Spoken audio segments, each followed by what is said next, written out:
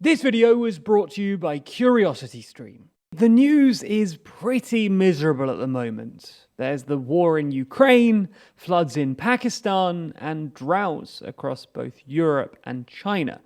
However, by far and away the most lethal crisis this year has been the ongoing civil war in Ethiopia, which has so far claimed an estimated 500,000 lives through a combination of interethnic violence and state-induced famine. In March, federal forces finally agreed to a ceasefire with the Tigrayan Defense Forces, the main belligerent on the rebel side. But unfortunately for Ethiopians, and especially those in Tigray, in late August, that ceasefire collapsed. So in this video, we're going to be taking a look at recent developments in Tigray, how the instability has since spread to other parts of the country, and whether this is the beginning of the end for Ethiopia as a unified state.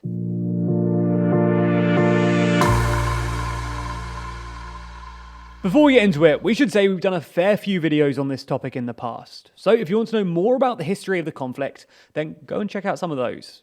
If you don't have time, the TLDR is that since late 2020, federal forces have been waging a war against the Tigrayan Defense Forces, who are associated with the Tigrayan People's Liberation Front. The TPLF ruled Ethiopia from 1991 until 2018, when they were ousted by the incumbent Prime Minister Abiy Ahmed. Now, Ahmed and the TPLF don't really get along, both because Abiy allegedly wanted to centralize power, which would have left the TPLF with less power at the regional level in Tigray, and because Abiy pursued closer relations with Eritrea and its totalitarian president, Isaias Afwerki. Now, the TPLF don't really like Afwerki because they fought a civil war against him in the late 90s, and there have been basically constant border clashes on the Eritrea-Tigray border ever since. Anyway, back to the current conflict between the Ethiopian Federal Forces and the Tigrayan Defense Forces.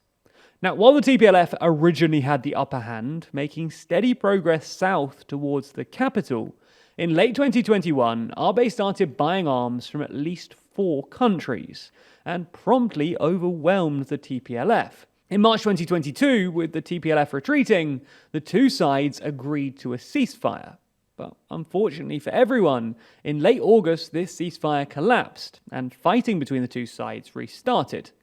Now, this wasn't too much of a surprise. The war crimes committed by both sides have crippled relations, and Abiy and the TDF have been stuck in a sequencing stalemate, with the TDF demanding that Abiy resumes aid shipments to Tigray before they fully withdraw, and Abiy demanding that they withdraw before any resumption of aid shipments. For context, for the past 18 months or so, humanitarian aid hasn't been reaching Tigray, which has only exacerbated widespread famine in the region.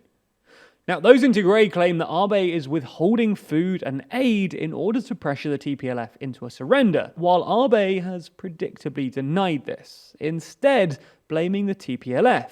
But the evidence at this point does suggest that federal forces have been actively preventing aid from reaching Tigray. And that's especially an issue because Tigray was already suffering through a long-running drought which has buffeted the Horn of Africa for the past 4 years, putting 22 million people in Kenya, Somalia, and Ethiopia at risk of starvation, according to the UN. Rising food prices in the last couple of years have exacerbated this crisis, which is why the majority of people in Tigray were already in a state of food insecurity before the war even began.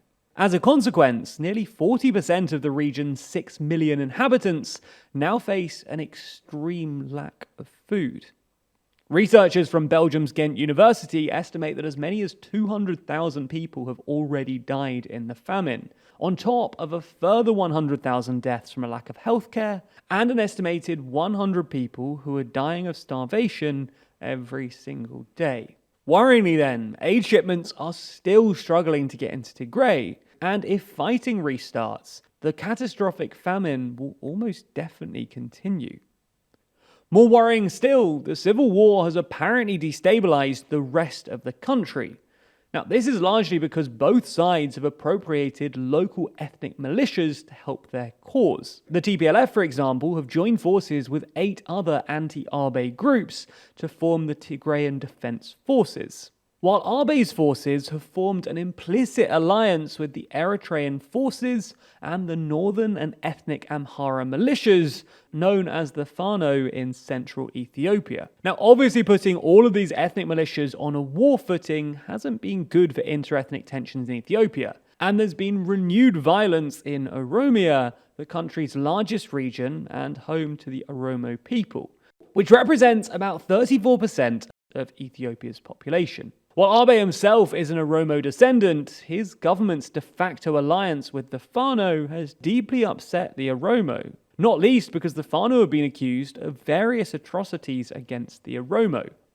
Consequently, the Oromo Liberation Army, the largest Oromo ethnic militia, who have traditionally campaigned for Oromo independence, have in recent weeks staged a series of attacks against the Fano and federal forces. Worryingly, Ethiopian intelligence shows that the OLA is working with Al-Shabaab, a jihadist group linked to Al-Qaeda that usually operates in neighbouring Somalia. On top of this, there's been renewed fighting in the Al-Fashqa region, a disputed border territory between Ethiopia and Sudan. Again, this has been seen as a symptom of the recent empowerment and legitimization of these ethnic militias, which has created yet more instability in the country. So that all sounds like pretty bad news, but what happens next?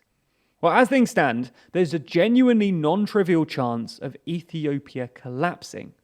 Federal forces have proved incapable of beating the TPLF, which means they probably won't be able to handle the TPLF and the OLA, and possibly even Al-Shabaab at the same time.